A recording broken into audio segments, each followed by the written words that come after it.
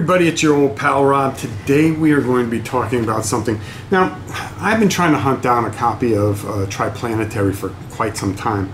It's a tough game to find, but I know they redid a version of it, and then eventually it is supposed to reprint, but I'll find it, whatever.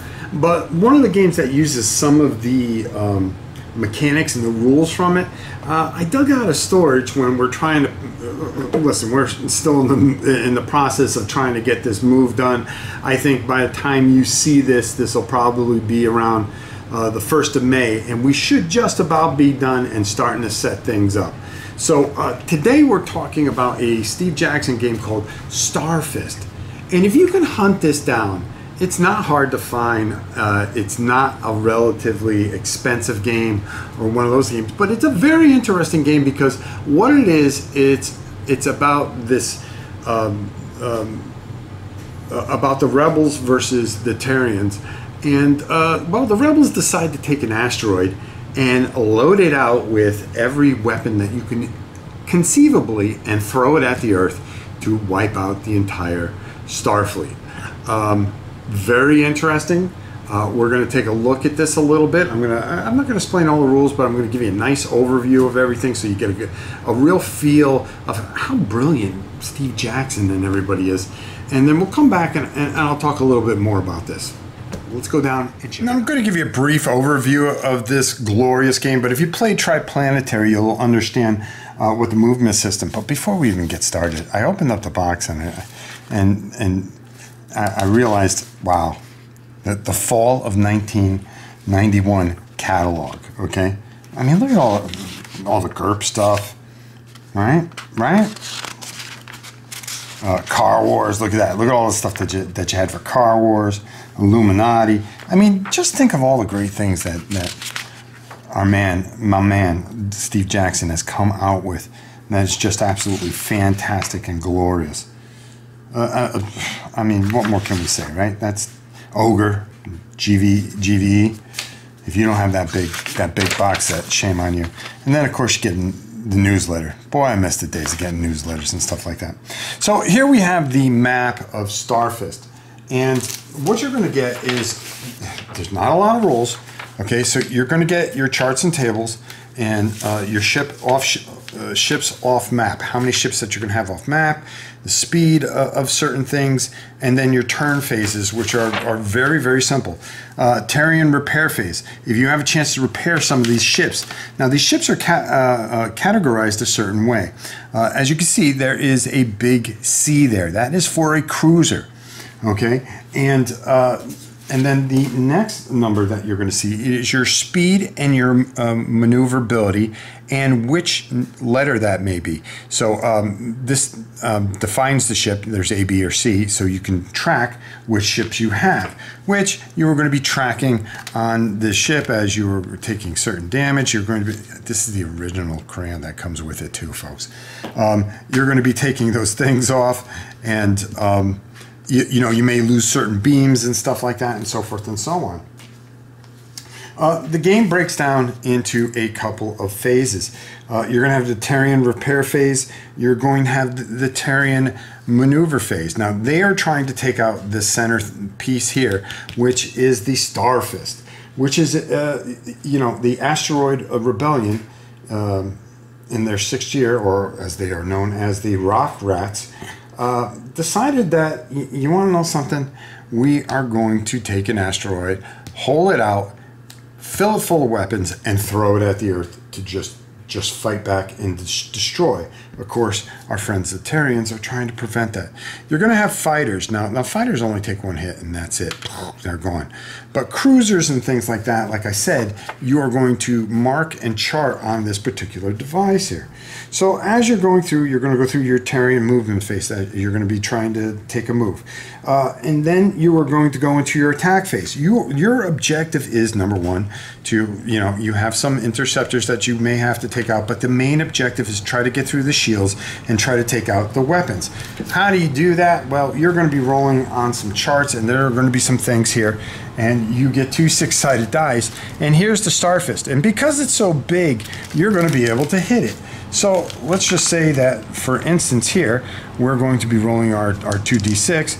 The blue would be the top, the red would be the side, and okay, so the blue, that's 2, and then we're going to go down to 1. Well, we hit the warp control system. Okay, so now in order to hit it, we would have to see if we could. You would need a 10, 11, or 12. And 7, that's a complete miss, so we didn't hit that. The object is to probably to take out, in one scenario, is to take out as many of these weapon systems as you possibly can and make this thing just dead. Okay, and then you'll win one scenario.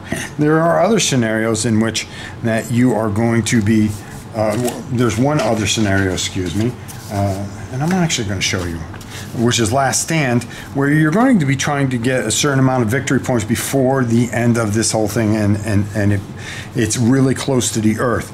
So one, you're going out and you are attacking the thing full throttle, okay, which is our first encounter. So you're going to encounter it way out deep in space, and then the second one, you are going to be dealing with it as it's the last stand. It's either you or the asteroid, and whichever comes first. Great concept. Then it becomes the rebel player's turn, and that's where the Star Fist is going to allocate power to different types of weapons.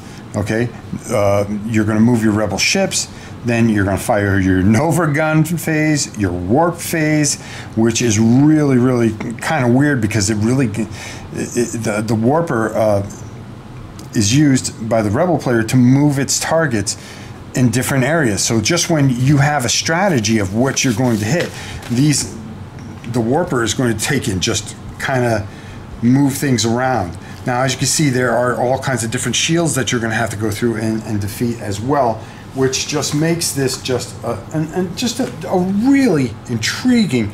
This isn't a beer and pretzel game.